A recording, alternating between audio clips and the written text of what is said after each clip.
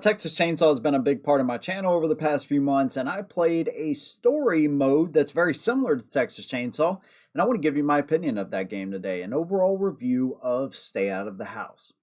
Now, this is my first time playing a puppet combo game, and so I'm going to tell you everything, my pros and cons, the atmosphere, AI, graphics, everything that you need to know about this game. So if you're looking at buying it or considering it, hopefully I can help you out. And of course, I want to hear your opinion after the video. What do you think about Stay Out of the House? If you like what I do, consider subscribing. Let's go and get into it. Now, one thing I don't want to do is spoil this for anybody because I want you to be able to watch this video and get an idea if this game is worth your time or not.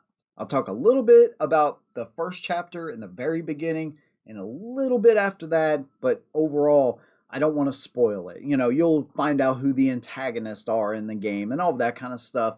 But that's pretty much basic knowledge. None of the, Easter eggs or none of the major spoilers at all will be in this review. So, we start off as a gas station employee. And so we're taking over for another employee who has a hot date. And essentially at this point, what we're doing is chores. So we're sweeping and putting up stock, helping a couple of customers, and then a white van rolls around that's a little suspect, but then the customer that comes in after we see that white van is a little more suspicious. Hi, you're here all alone. It's obvious that he's kind of staring at us. He buys a beer, he walks away. Then this is our first introduction to the butcher himself.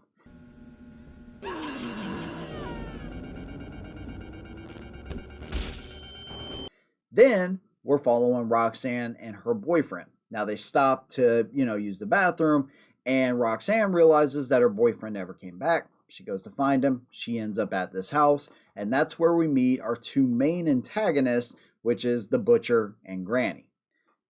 And now the whole point is to get out of the house. And so we have a series of puzzles and things we need to find to help us do that. Now, the first thing I want to talk about is the graphics, because I can remember my first PlayStation 1. I can remember playing on this, and coming from Nintendo, Super Nintendo, Sega Genesis, and N64, the first PlayStation with the 3D graphics it offered was insane. I can remember me and my friends saying, how could these graphics get any better? And this looks just like the PlayStation 1. You have like these kind of almost realistic looking faces, but then all the angles are chopped off and almost like blockhead figures. And, from the lighting, the inventory system, it is all really old school. The save system is super old school as well. And to me, it kind of adds to the immersion because even though I love good graphics, and that's the day that we live in, right? PlayStation 5s and Xboxes and high-end PCs, it's weird to play a game that is not that old that looks just like this. But as far as PlayStation 1 graphics, man, they nailed it. Now, there's a couple of filters that you can turn on, like VHS style, 16 millimeter film. They just hurt my eyes way too much. So I took all those filters off so I can have a more clean look to the game. But it still really doesn't even take away from the fact that everything is really old school. It kind of messes with you sometimes too, because especially when you have like VHS or even 16 millimeter turned on, because sometimes your mind is playing tricks on you. Like, did I just see a shadow there or did I not? And so I really appreciate that part of it. If you're really hung up on graphics, this isn't the game for you, but this has something going for it that I'll talk about here in a minute that makes up for the graphics 100%. Now, another thing that kind of makes this game different from others, just like original PlayStation games from back then, is the difficulty. Okay, the difficulty to me is a part of the experience. And I'm not just talking about, your easy, medium, and hard difficulties that you can choose. I play this on medium, by the way, but I'm talking about the difficulty, let's say, in inventory management. The decisions you have to make with that inventory. Because if you want to save the game, let's say, you may have to drop one item in order to pick another one up. Now, you only have 3 lives. And so you have to be very specific about when you save the game. There's no autosave here. So in order to save it, you actually have to find a cassette tape and then you have to get to the room in order to actually save the game.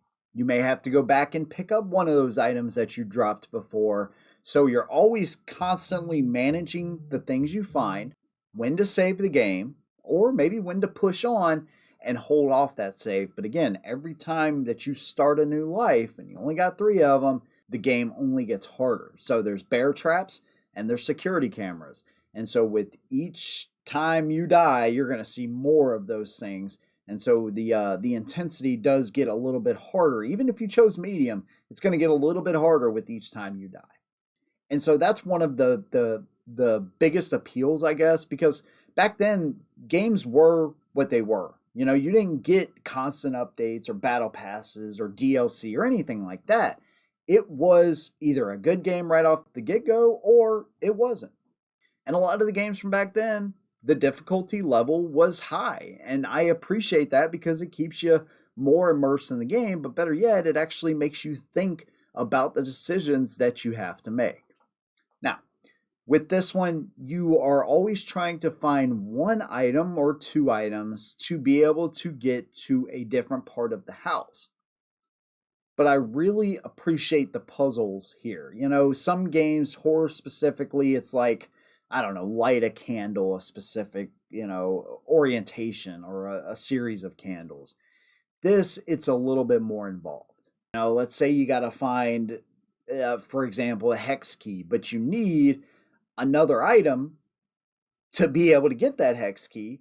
And then you got to get down to the basement to find that hex key.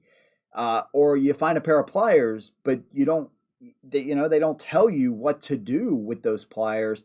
You kind of have to figure it out. Now, fortunately, there's some good gameplay kind of walkthroughs online that you can follow if you get to a stuck point.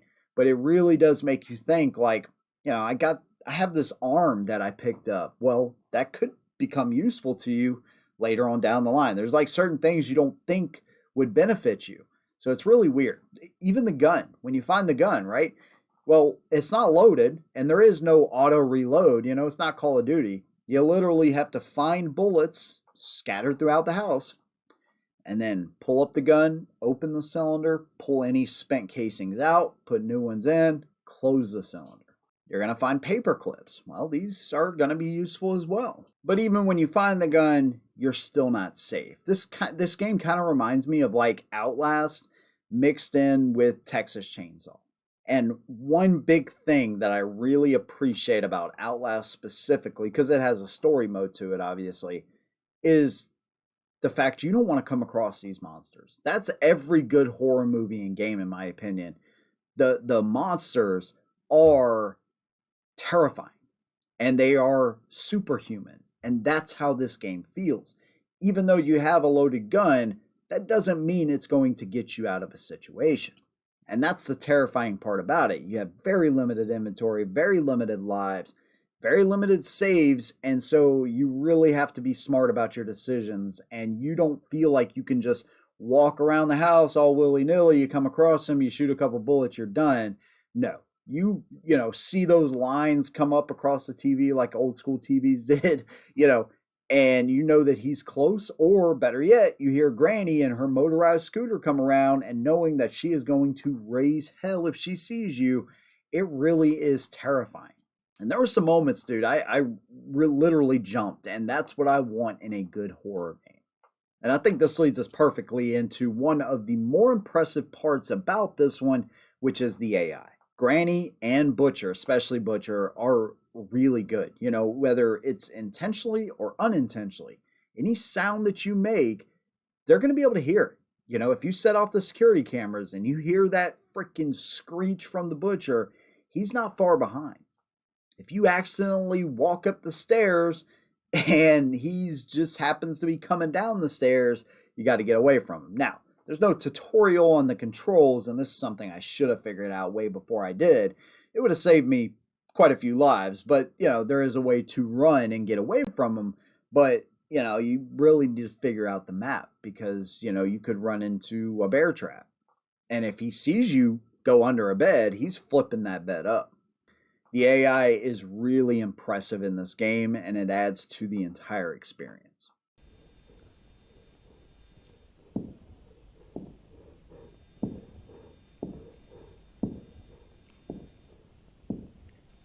How did he not see me?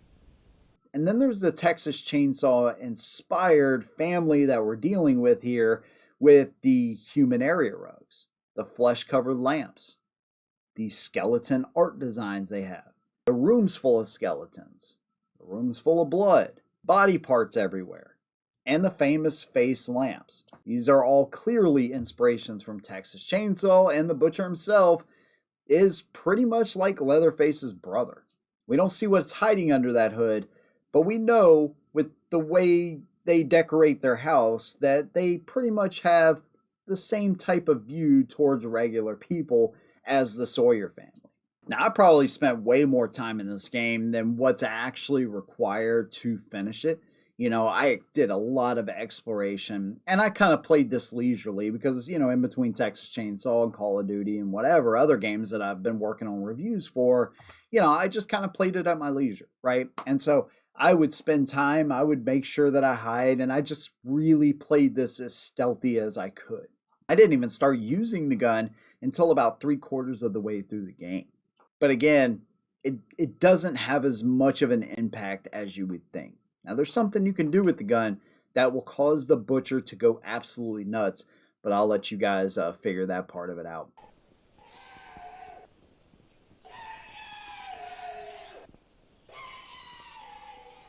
Overall, if I had to grade this game straight up 1 through 10, 9.25. It really is that good as far as a horror experience. As long as you can get past the graphical part of it, which I think adds to it actually, and which is really weird because I love good graphics. I love attention to detail, but they nailed this game. They nailed the atmosphere, the AI, and the difficulty just make this game really cool. And the puzzles are pretty fun to actually figure out.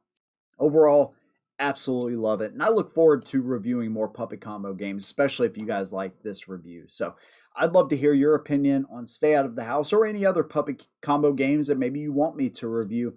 Leave those things down below. And again, if you like what I do, consider subscribing. See you on the next one. And as always, hold them down.